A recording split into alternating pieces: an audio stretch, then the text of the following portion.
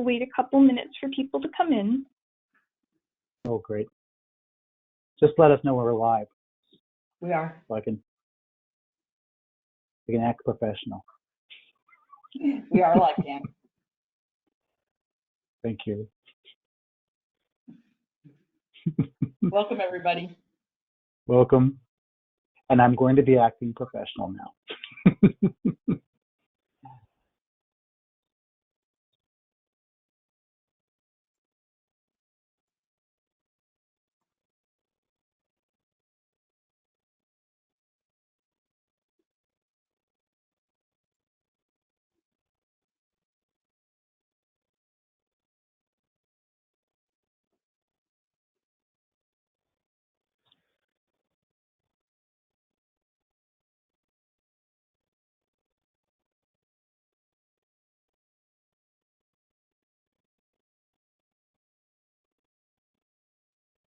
We were gathering our attendees.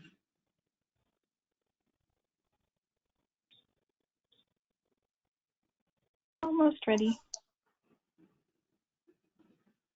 There's calls that go right to the hour. Getting those done.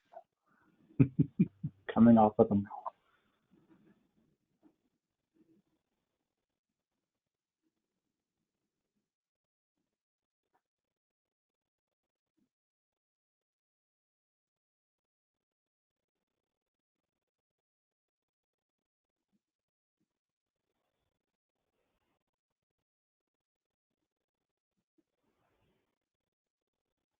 Everyone's excited to talk about metrics on a Tuesday morning.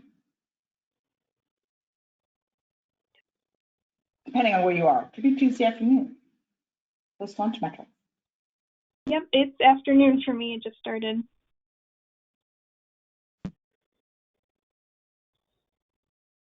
All right, are we ready to start or should we still wait? You want to give everybody one more minute to gather? Sure, yep. Works. Then we'll get rolling.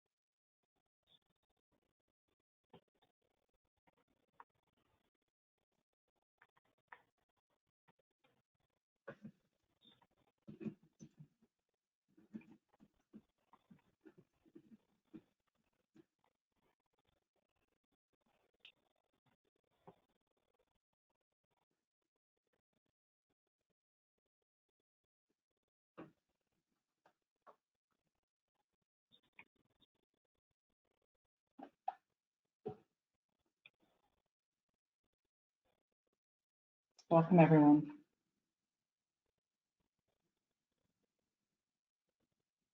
Welcome.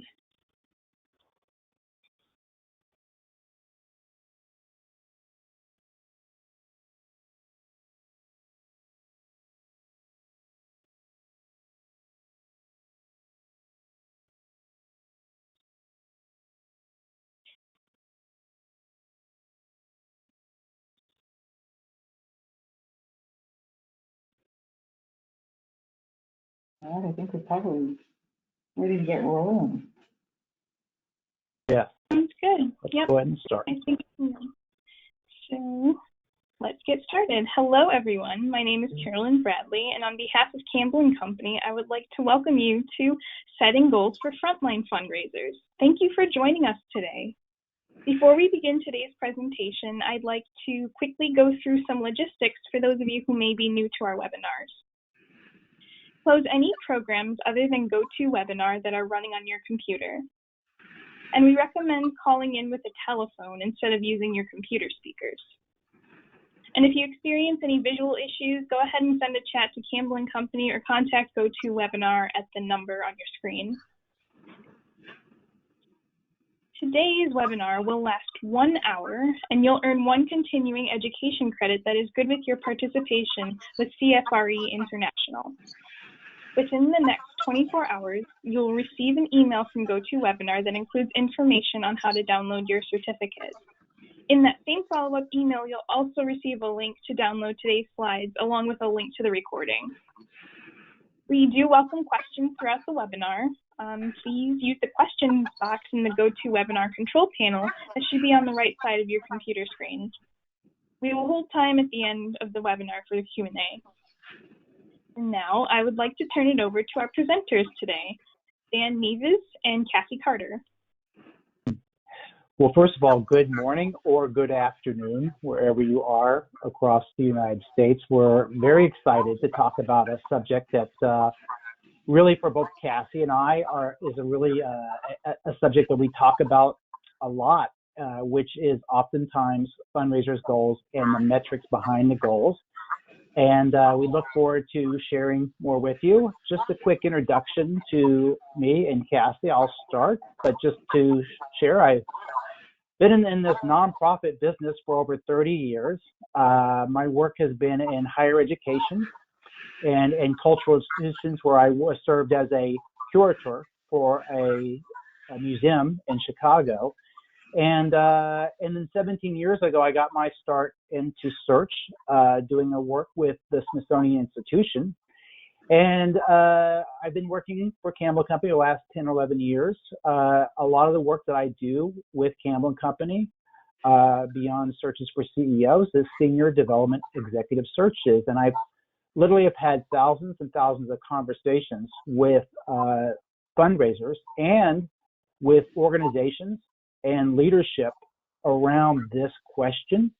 And one of the things that I always try to assess for when I'm looking for a great fundraiser is the ability to set clear goals and put the metrics behind the goals to make sure that the team is successful as a whole. So this little conversation is really dear to my heart in this presentation. So thank you. And just a quick reminder to everyone, if you're attending the webinar, please make sure to mute yourself. We are getting a little bit of feedback. Thank you. Thanks, Carolyn. Thanks, Dan. I'm Cassie Carter, Vice President at Campbell & Company. I, like Dan, have spent most of my career working in nonprofits.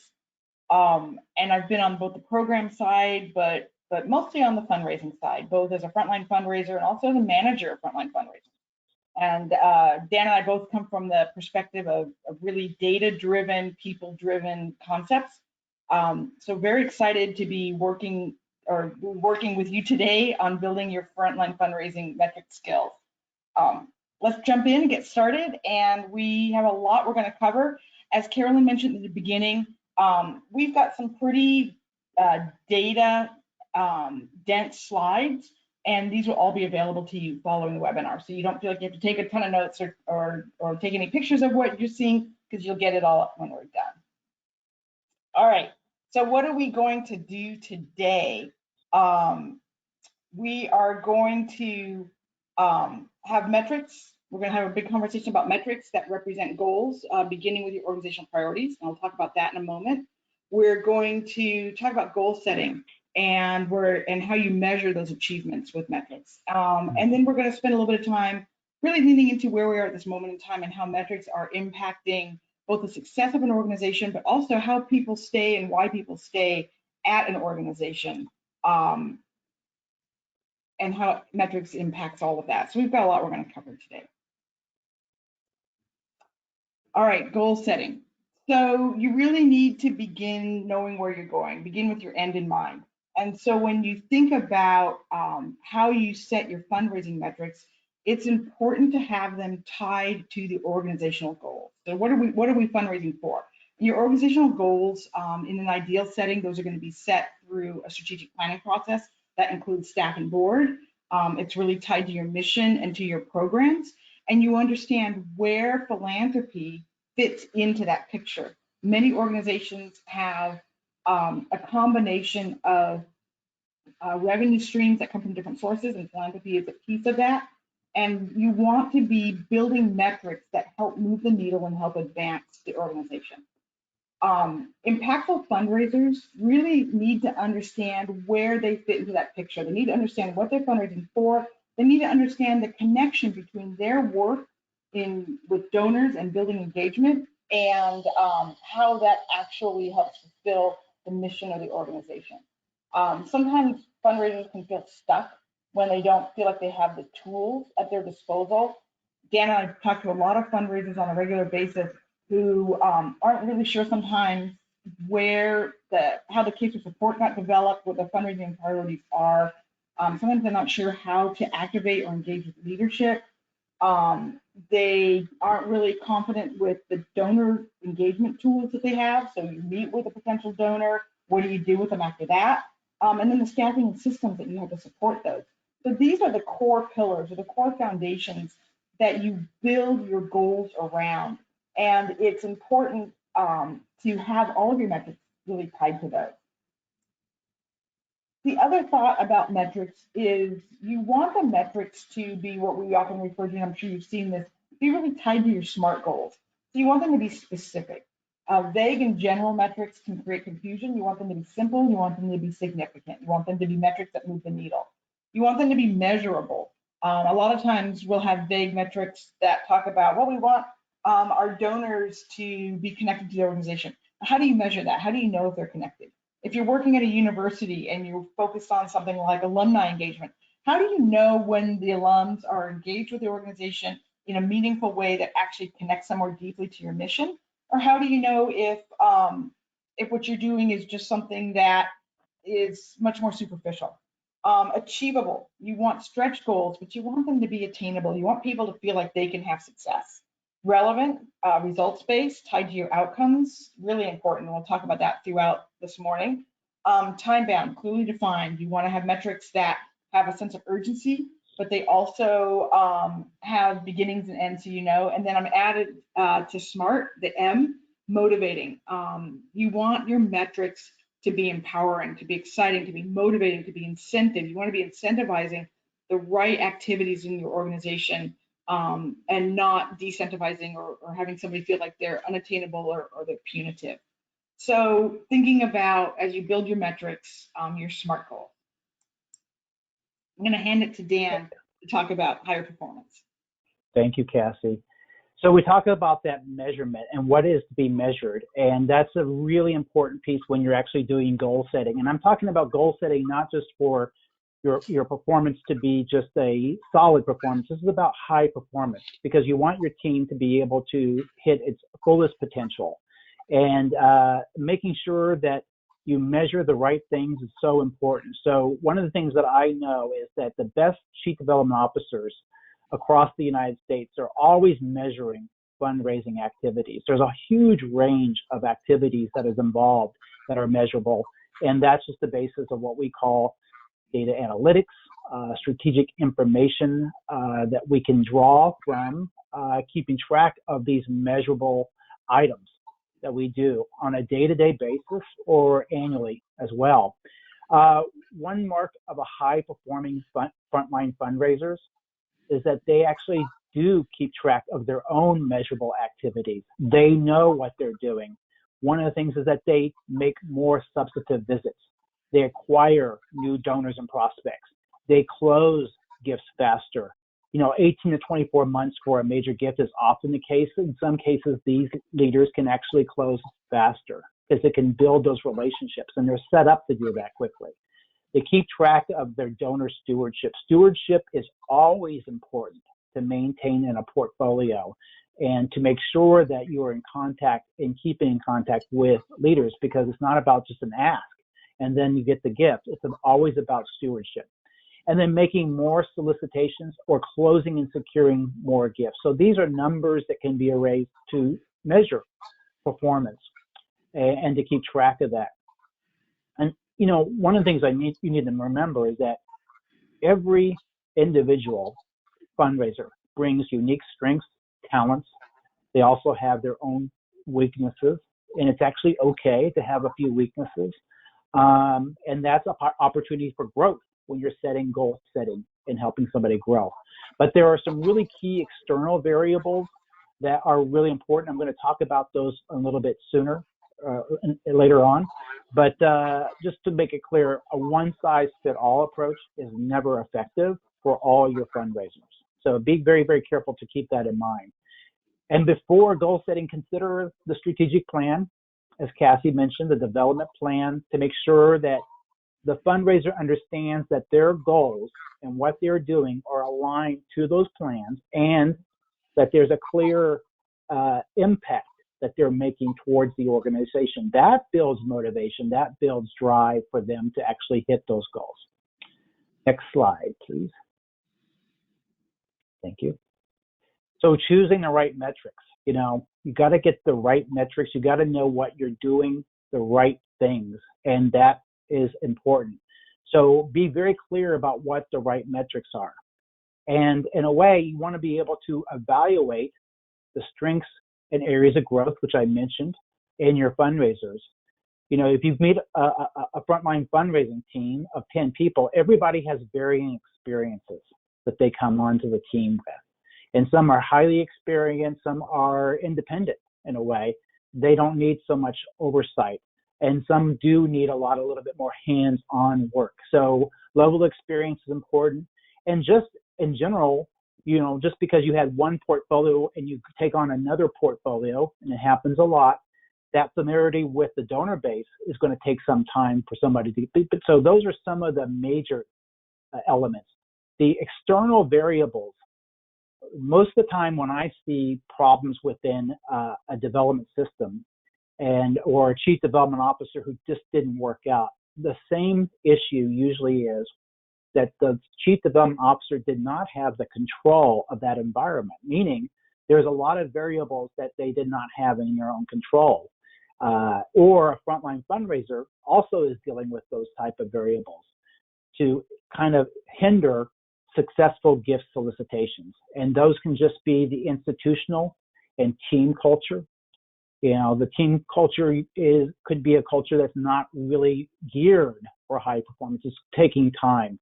Or the institution itself does not put an emphasis on fundraising as being a core value of the organization.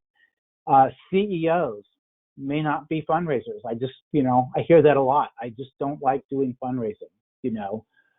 Boards, if you have 3 or 4 champions on the board who do fundraising, that's great. But in most cases, boards are very nervous about doing fundraising. So that's going to hinder a little bit of that work. Staff as well, senior staff is what I have. The program staff, are they engaged in fundraising, or do they think about, or do you have conversations? Are you siloed and you're not having those conversations? Are things happening on the program level that you don't know about? And you say, wait a minute, that would have been great for us to know, because we're talking to a really important donor that this would have resonated. So you make sure those variables are important. Donor capacity and inclination to give, whether they're willing to do that at the time, or you've got the right donors in that portfolio. And then the frequency of portfolio turnovers, and then the frequency of staff turnovers, because in many cases with development teams, you have new staff coming in, or you're a new team. Those handoffs often lead to donors saying, Cassie, Dan, you're like the second person I've talked to in the last 3 or 4 years. And many of you all experience that. So that also is things that are just outside the control of a frontline fundraiser. And next slide. And some of the things that you can measure are usually in 2 ways. You can do it through revenue, or you can do it for non-revenue. And so with revenue, and this is based on a study that we did some time ago, and then also on a survey that we did through higher education. The first study was through healthcare. So these are very large nonprofits. So we wanted to get a good view of what these organizations are doing. And the revenue that they are focusing on, usually for their metrics, is new gifts, new pledges, new payments on prior year pledges, or a percentage of the revenue that might be higher or lower but higher ideally for the previous year. And then the non-revenue are really important when you put together a goal plan, is to make sure that you do have these non-revenues. These are things that, fundraisers can really latch on to, and they know what their activities are going to be through the year. So these could be substantive visits. This could be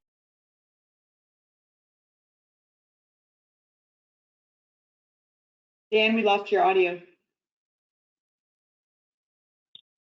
Can you hear me now? Yep. Oh, sorry.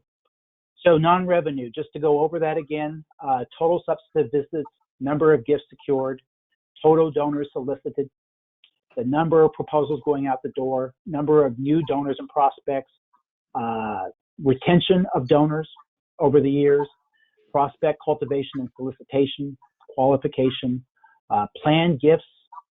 Sometimes you have frontline fundraiser out there. Don't forget that a bequest is a very simple thing if that's not the capacity of the donor.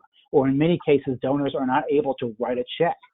And so having them come back to you or thinking about that is important as well.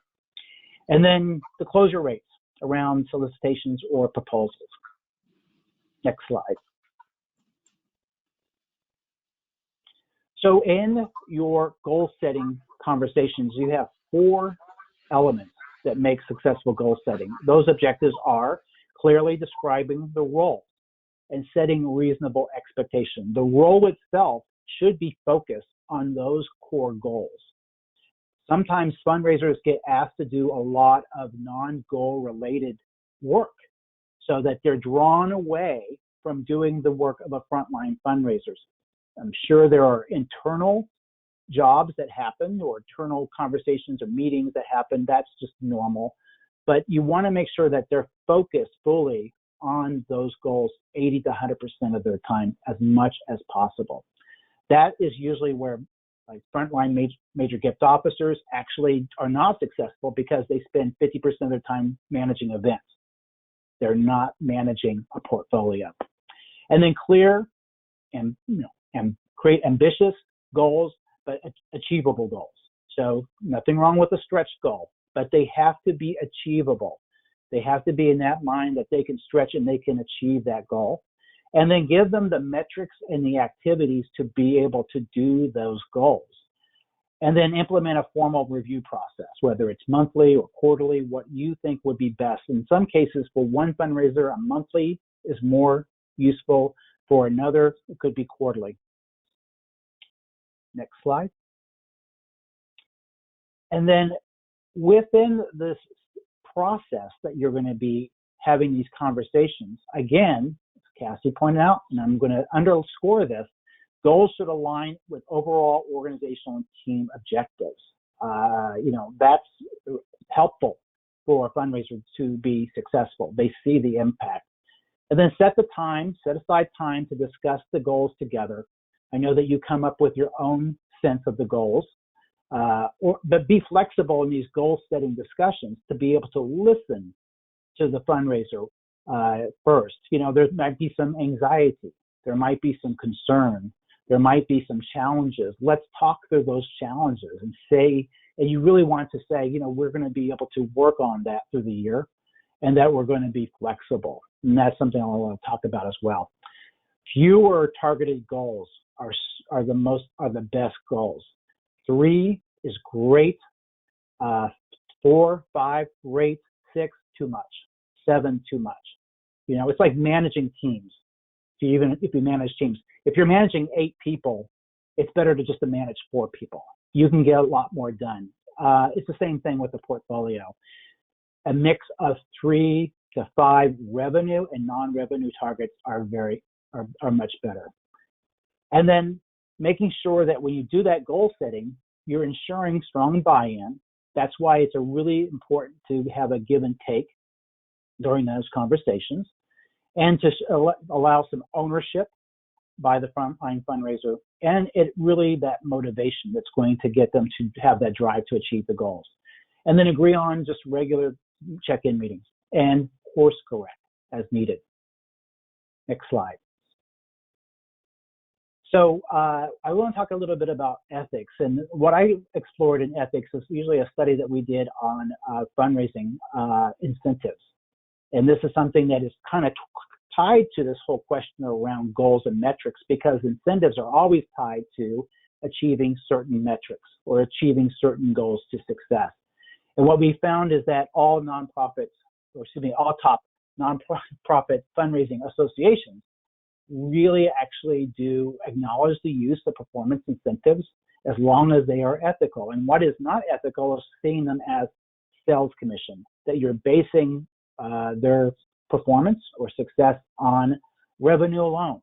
So it should be a good preset mix of revenue and non-revenue goals. And then there's a growing number of incentive-based programs. These numbers are a little old, but they're actually getting much more prevalent.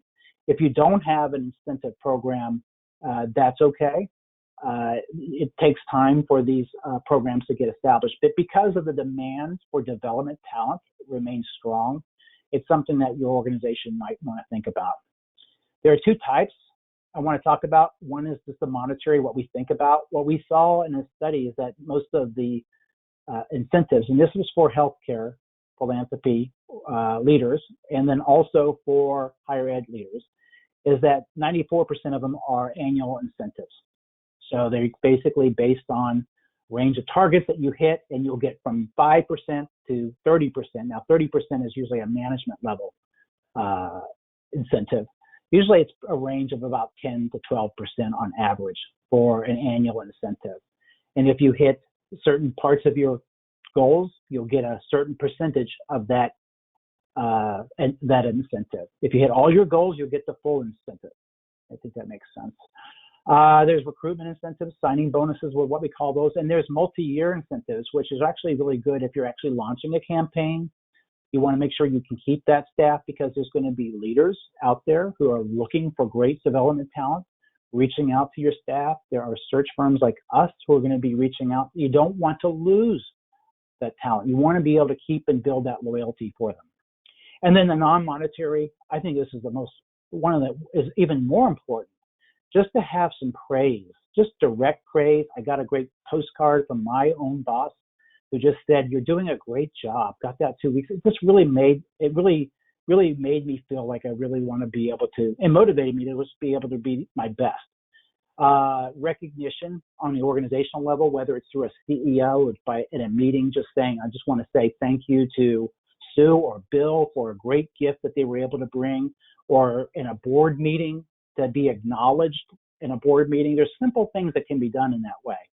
Team level individual success is really important, whether you want to ring a gong or you want to be able to, I've heard of leaders be able to just present a candy bar, like a payday bar, to like, it's a simple things that you can do. And then things that are really important to leaders is just greater autonomy as they get more successful, and then workplace flexibility, and not be able to necessarily have to be in the office all the time. Next slide. And then determining performance success. This is where you get to those annual performance reviews, conversations, and a lot of times what you're seeing is they're just based on numerical systems, number systems. They're each based maybe on dollars, points, or percentages. There's just different ways that you can do that.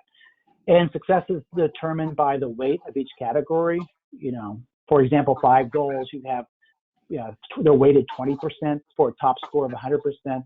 You know, you get the idea. You get higher percentage, you get much more of a stronger performance excellence out of the leader when you're grading them on that. You can also weight different goals that might be higher. So it could be like 5 goals, but one goal is weighted 40%, you know, a little bit more than another goal. So that's actually, there's flexibility in a system like that. And then it serves really as a guide for your increasing salaries or incentives or promotions, or, you know, how you basically create the growth for this leader in the organization. And make sure that you are trying to give that greater autonomy. I think that's so important to frontline fundraisers. That's why I hear a lot about why they leave, is that they just didn't have the range to be as independent as they want. They want to really take ownership of that portfolio. They want to win but they also don't want to necessarily be micromanaged. And even though I never hear somebody say I'm a micromanager, Dan, it does actually happen. So you want to get those talented leaders a little bit more autonomy in the career growth, and be creative in how you work with them on their professional development. Cassie, I want to hand it right back to you. Thanks, Dan. And I want to underscore what you were saying a moment ago about incentives, that workplace flexibility and the autonomy piece. What I'm hearing out in the workforce right now is those are top of mind for people who are successful fundraisers. They've been working really hard over the last several years. Last year's, they had to figure out creative ways to really approach their work, and they're rethinking how they want to live their lives. So, and donors are too. So it's an important conversation for us to be having. And a really important conversation is really around portfolios and how we set up our portfolios, how we measure them, how we use them as a tool. Portfolios often are, in my experience, a misused tool. They sometimes are giant lists that people don't know what to do with. Sometimes they have a lot of people in them that you never see, never talk to, don't know anything about. And they're not often used as something that's really a strategy tied back to your goals, your organizational structure, where you are as an organization. So when you think about portfolio, who belongs in a portfolio? I'm a big believer that your active prospects are the only people that should be in your portfolio. I've worked in several institutions where I was working with a team of fundraisers, and several people would have people in their portfolios that either they knew were going to give every single year no matter what, and so they never really did anything beyond stewardship, or people that they've never talked to and they had no idea how to connect with, and they hadn't been qualified. So you want to have people in your portfolio that there's activity. And so what do you measure in a portfolio? We think about the metrics that Dan was talking about a moment ago. What's that layer below when you're thinking about cultivation, solicitation, closing gifts? The size of the portfolio. I'm going to talk about that in a moment in a little bit more depth, but you want to be measuring the size of portfolio. The number of prospects that you have in different stages. This is really important, especially for forecasting where you're going and if you're going to be hitting your organizational goals. How long a prospect sits in a certain stage, how long is somebody in qualification, how long is somebody in cultivation before you have to accept that maybe they're not a prospect, or before you realize that you're not using the right strategy. So I've worked with some systems where in your portfolio you've got green, yellow, red. Green are people that are in a stage for a fairly short period of time. Yellow means they've been sitting there for a while, you're parking them. Red means, boy, you sure haven't touched them in a while. So you want to be thinking about ways that you can signal to yourself, to your team, to the other fundraisers, how long somebody's been sitting in a stage. And then the time since the last touch. As Dan was saying a moment ago, sometimes it can take 18, 24 months to be able to secure a major gift. And it's not that it's just radio silence during that time. You need to have strategic engagement with that potential donor. So how often are you reaching out to people? You don't want to hound them, but you want to be in consistent, regular touch with them. And this is a deep responsibility of a frontline fundraiser. I will go back and underscore something else Dan said. Frontline fundraisers get tripped up all the time by having administrative or other kinds of time deadline responsibilities on their plate, like events. And if you have things like you're doing your magazine, you're sending out your annual fund letters, you're preparing for an event. And I know that a lot of small shops, you have to wear many hats, but the more you're doing those things that are very timeline driven, the less you're going to be strategic about your working with your fundraiser, working with your donors. Also in a portfolio, you need a place in there for some of your donor metrics. You need to know the capacity, because that's going to help you prioritize. You need to know your recency, frequency, and monetary. So when was the last gift they make? How often do they make gifts? How much do they give? That's going to help you build your strategy and know how to build your portfolio. You want to think about the readiness. I love a scale of either like 1 to 3 or ABC on readiness, where I'm thinking, okay, this potential donor is going to be ready to make a gift within the next 90 days. They're going to be an A. And so somebody with high capacity who's going to be ready to make a gift, they're going to be at the top of my portfolio.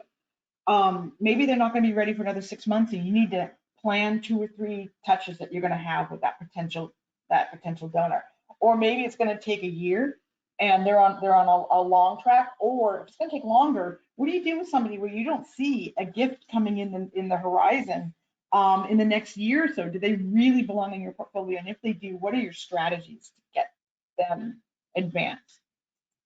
Cassie, it's interesting that you say that, because one of the things I often come into an organization where they're actually doing a transition from being more like in some ways an events-based fundraising program, and they want to become in a way a strategic gifts program. So they're focusing more on those individual donors to be able to build those relationships and create those relationships more and more.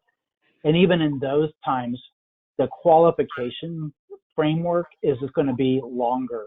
And so you've got to be careful about setting the expectations with the CEO or the head of the foundation or the leadership to make sure that they understand that this is not going to be done in overnight.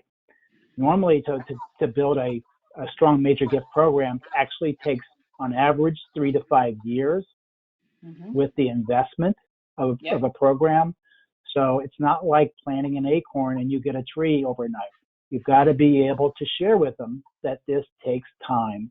And I think that's usually the biggest hindrance towards what I see, Cassie, when it comes to this transition phase that many organizations are going through to get into this new level of working with major donors and prospects. Absolutely. And almost every organization that I work with at Campbell and Company has gone through or is going through or wants to go through that transition from having transactional giving with their donors, which are event-based or annual fund-based, benefits-based, into philanthropic giving. And it takes a while. You've got to retrain your donors. If you've been doing a gala for the last 20 years at your organization, it's going to take a while for your donors to get out of the mindset that they're going to come to something, they're going to buy your auction items, and that's going to be how they express their support for your organization. I don't have the slide in here, but we have some great data on return on investment. And events are a great way to raise visibility, a great way to bring friends, but they're a really terrible way to actually raise money. Whereas major gifts and really managing a portfolio strategically is the most cost-effective way to build long-term financial success for your organization. Yeah, no, you're absolutely right, Dan. And when you think about your portfolios and how you build portfolios, I'm going to take us away from what we often see as sort of a traditional portfolio structure. This is something that I've been working on for the last couple of years and really think quite a bit about in terms of how do you work with a team of fundraisers or just a single fundraiser in managing people in an effective way so that you're getting them ready to solicit. So the first style of portfolio that I like to see, especially in a growing organization, is what I think of as a pipeline building or early career portfolio. And this is a portfolio where you're qualifying prospects. And you're right, Dan, it takes a while sometimes to qualify people, and you need to have systems and rhythm. You need to have ways that you're reaching out to them and seeing if they're responding. Anybody who opens your emails, anybody who responds to an invitation, even if it's an RSVP no, they're raising their hand that they're interested in your organization, and that's a step towards qualifying. I sometimes, especially in a growing organization, will recommend that somebody who is, again, more early career might hold an entire qualification portfolio where that's the only type of prospect that's in there. And as they qualify, they have regular conversations with the rest of the team about handoffs to other portfolios. Somebody with a qualification portfolio could maybe even have 200 or 300 people in that portfolio, and it's sort of like a big fishing pond or a swimming pool. If you don't have somebody who's working it actively, this is a portfolio that you can be pouring into other portfolios as you go through. You want this to be a transitory portfolio. You either are qualifying somebody within, let's say, a 6-month period of time, or you're taking them out of portfolio management altogether.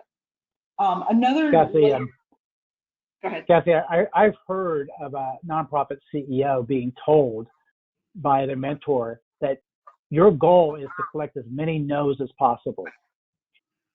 Yeah. That's what we're going to be measuring, no's. Because when the nonprofit CEO was founding the organization and building the funding and the support, you're going, oftentimes, this is qualification problem, right? You're getting told no. It's an event. Oh, I love giving at that gala. At the gala, but I'm not interested in it. There's a lot of no's. So actually, you really do need to gear your frontline fundraiser in that phase for a lot of no's. And collecting some no's sometime, yeah. No's are a blessing, because then if you really understand the no and that it's a true no, it's not just not right now or not for this right. year. It's a blessing, because then you don't have to keep looking at that person on your portfolio list. Yeah, people who are dodging you, they're not doing you any favor. So then a couple other ways to think about portfolios, especially if you've got a fairly decent sized team. There are people that are annual fund, mid-level donors that with a little bit of love, a little bit of touches, will upgrade. And this is a great place to also place somebody who's early career, and to be thinking as you're working towards building a major gift program, who maybe can be upgraded. And this is a portfolio that you're not going to necessarily be handling people individually. You're going to be more doing group outreach, but it's definitely a worthwhile endeavor, especially if you want to be building your base of annual fund support. Major gifts. I'm a believer that you don't want a major gifts portfolio too giant, and you want this portfolio really laser focused on cultivation and solicitation. You want to be focused on people that you are going to engage and solicit for a major gift within the next year, maybe the next 2 years at the top. You want people that you can be thinking about on a regular basis. I know that there's been some push in the industry to create larger and larger portfolios. I think if you're focused on major gifts or principal gifts, you want to have a smaller portfolio. You want to be very strategic. You want to know everybody in this portfolio, and you want to have ideally, in an ideal world, a written strategy for each of these people, and you want to have had 2 or 3 touches of everybody in your portfolio in a given year at the very least. Stewardship. Dan had mentioned how important stewardship is, and stewardship is critical. A lot of people who are early donors to an organization look for the stewardship to know whether or not they're going to continue giving to you. A lot of people stop giving to organizations because they don't feel like they were properly stewarded. People want to know that their gifts are making an impact, so their feelings get hurt and they stop giving. You also have, and I've seen this at a lot of institutions, donors who love you and they're going to give to you every year no matter what. They've already carved out the $10,000 major gift that they're going to send you every December. Those people should not be sitting in a major gift portfolio. They're taking up space. They're keeping you diverted from the people that really need your creative energy. And I hate to say it, frontline fundraisers often use that time to use those people to sort of pad their work. So I like a stewardship portfolio where there are assignments within that portfolio so people know who they're giving the love to, but it's not in your main working portfolio. And then, of course, planned giving. Don't forget about planned giving, especially when you're fishing from your annual fund. And then if you're in a small shop, you're a lone fundraiser by yourself, what's a good mix when you have to do everything? You want to have qualification. This should be a very fluid part of your portfolio. And then about 50% cultivation, because you are really engaging people, and then you're soliciting about 20%. Leveraging your dashboards. So this is, how do you look at these metrics and what do you do with some of this data? One thing we want to make sure of is that your fundraising metrics are not feeling punitive to the fundraisers. They're feeling energizing and motivating and exciting.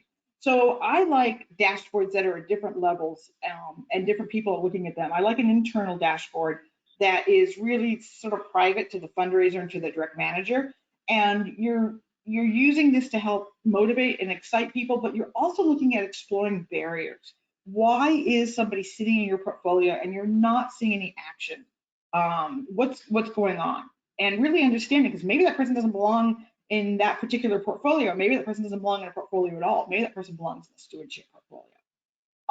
And then team dashboards, so that everybody's getting energy and momentum around what you're accomplishing, your work towards the goal. You're looking at the whole year and where are you? Are you going? Do you have enough solicitations in the pipeline and enough of a pipeline to be successful? And then dashboards for leadership. You really want to keep leadership focused on how the fundraising efforts are connected to your organizational goals and how they're bringing in the resources, bringing in the relationships for the organization and how they can participate.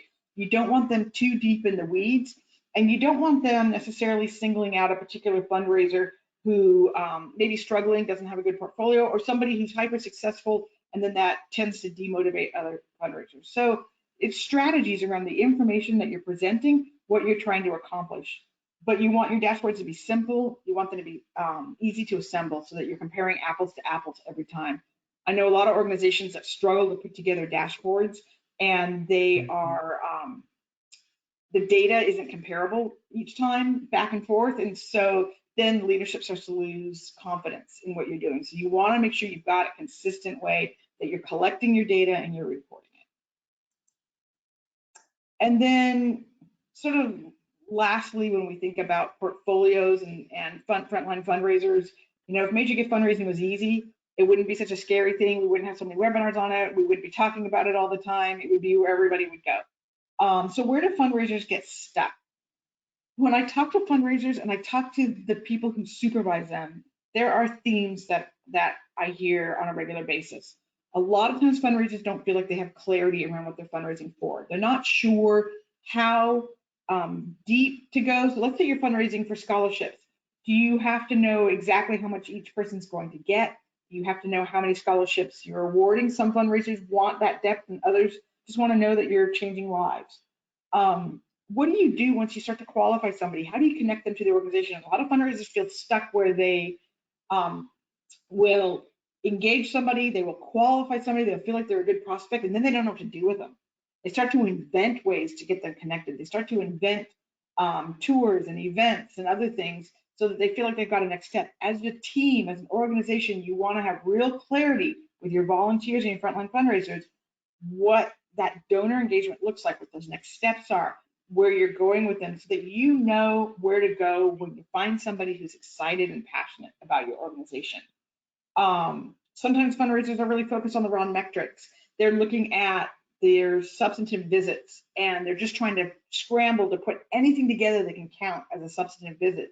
And so they're talking about a grocery store encounter or an event encounter, and they're not really thinking about what's the strategy for this person that gets them more invested in our organization.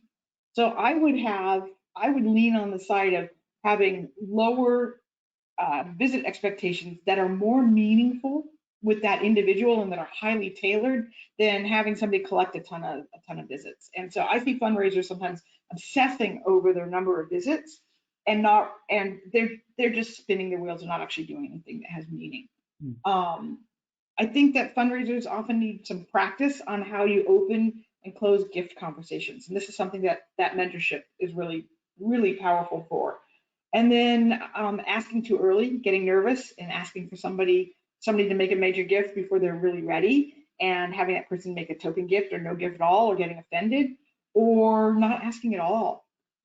When I talk to donors as organizations are getting ready for campaigns, I hear all the time, you know, I love this museum, I love this organization, but they've never asked me for a gift. And the organization feels like, well, but we send them solicitation letters all the time, but you haven't really asked them. So as you think about your metrics and you think about what is substantive and meaningful, you have to be ensuring that what you're doing is very tailored to how that person wants to receive that information, how they want to be engaged. And then something that Dan had said earlier, I just want to underscore, not everyone has to be a frontline fundraiser, not everyone is good at it, and that's really okay. You want people to be frontline fundraisers where they thrive. They're good listeners. They know when to stop talking. They know how to tailor their work to the donor. They're motivated by metrics, but they're not obsessed by their metrics. And they're building an authentic relationship with a donor, or they're knowing how to hand off that donor to somebody who can build that authentic relationship. All right, Dan. You know, yeah, just listening to what you just said, Cassie, just makes me appreciate one aspect of this profession that I admire most about fundraisers is the limitless number of setbacks that happen in their role and their work, because you're working with donors, you're working with board members, you're working with staff, and oftentimes the environment around you provides the setbacks for you to be able to do your job. Yep. But please know that those setbacks make you stronger and make you a more resilient fundraiser. You're building resiliency all the time. And then in some cases, there are setbacks that happen which are simply out of your control. And you have to realize that, and you need to work with your frontline fundraiser to realize that as well, and to acknowledge it. One is always a crisis. Every organization is going at one time or another going to be experiencing crisis. For a lot of nonprofits, crisis is maybe a regular day at the office. So that's okay.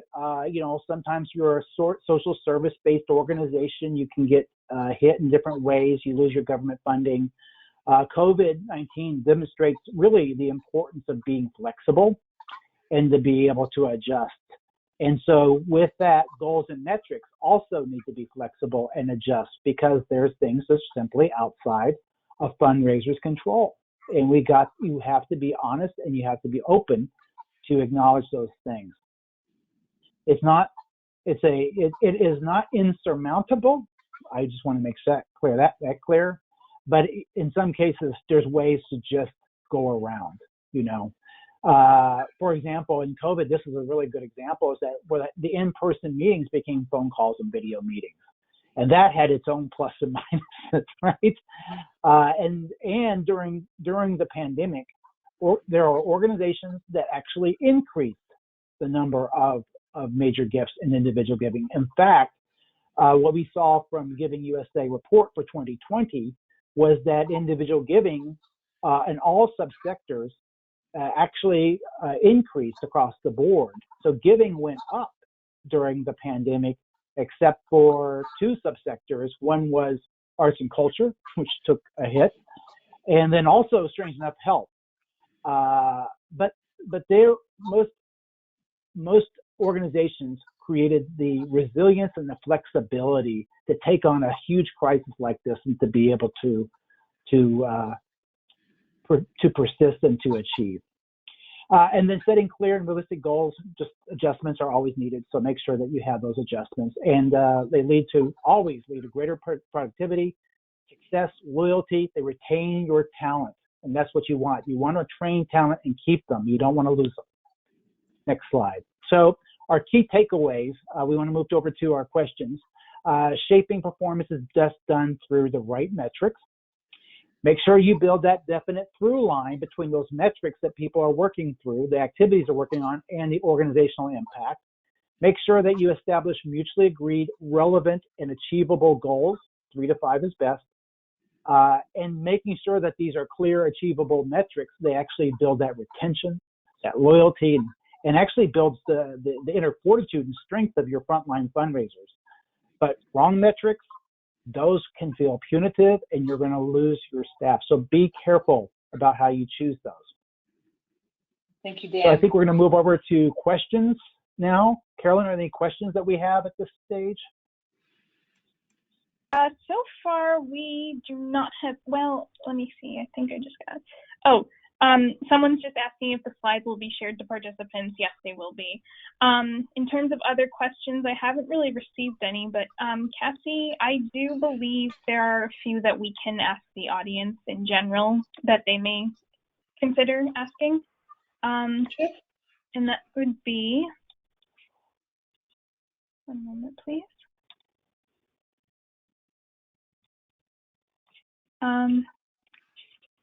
So first of all, what happens if you don't have a strategic plan to build your development plan from? And that's an important thought, because a lot of organizations do not have a strategic plan, or do not have a recent one, or have one that isn't really including the fundraising goals. The most important thing for an organization to do is have a clear sense of direction, to know where they're going, and to be very data driven. And so if you don't have a strategic plan, you want to be building a plan, a fundraising plan that really is connected to your mission and your programs. What do they need to accomplish?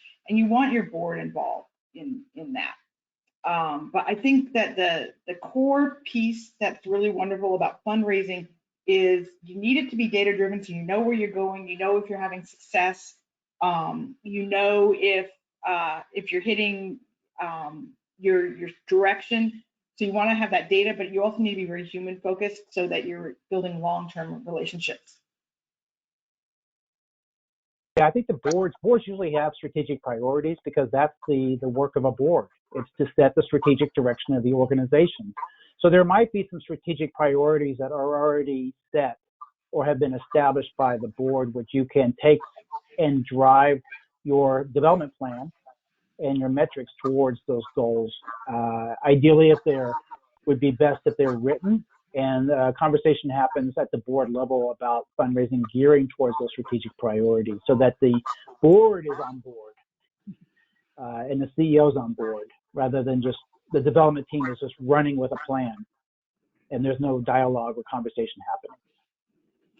You know, Dan, one question that I had quickly for you that I was thinking about when you were covering compensation, many organizations that I work with do not have any kind of variable compensation. I'm just wondering what you're seeing right now, especially coming out of COVID, if you're seeing a change in that as a trend.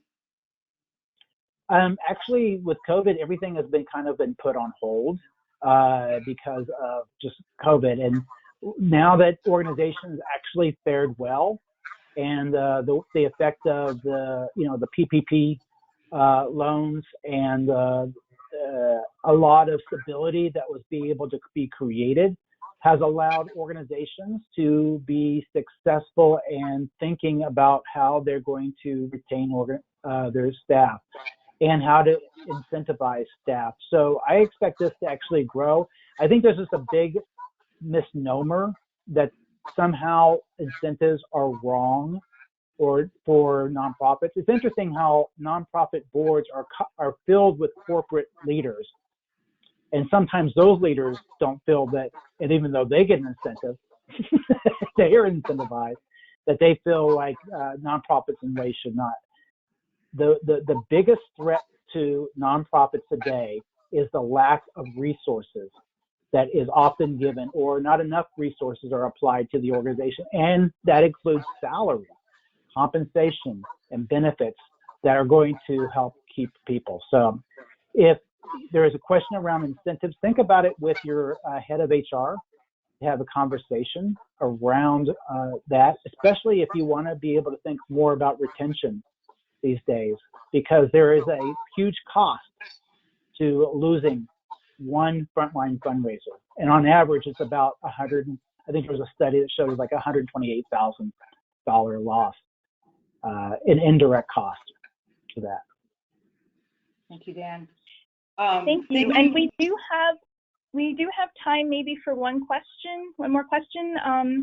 The audience seems to have had some questions they want to ask. So one of them would be, what's your advice to inform or educate staff where the organization wants to transition into a major gift-focused organization? That's a great question. Boy, and that's a huge one. That's a giant question because there's so many layers to it. I think that where you start is demonstrating and showing, we have data we can share with you about the return on investment of where you focus your energy.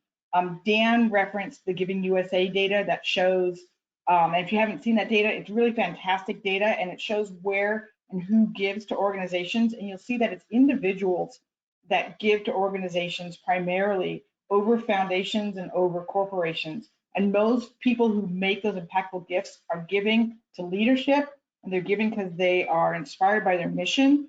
And you often will see more robust giving when you shift away from events. So there's a lot of data you can use to help demonstrate that investment. And most organizations learned during the pandemic that they don't have to do these in-person events. It's other ways to connect with donors, which I think is really liberating. And it's right now is a fantastic time to make that transition. Great. Thank you, Cassie, and thank you, Dan. That's all the time we have for today. Thank you so much for joining us. Look out for our email with the webinar recording and slides, and please be in touch if you have any questions. The emails are on the screen right now. We also encourage you to sign up for future Campbell & Company webinars. Next up is Fundraising Communications 5, Campaign Case Development and Communications on August 31st. Thank you so much again, and enjoy the rest of your day. Thank you all. Thank you all.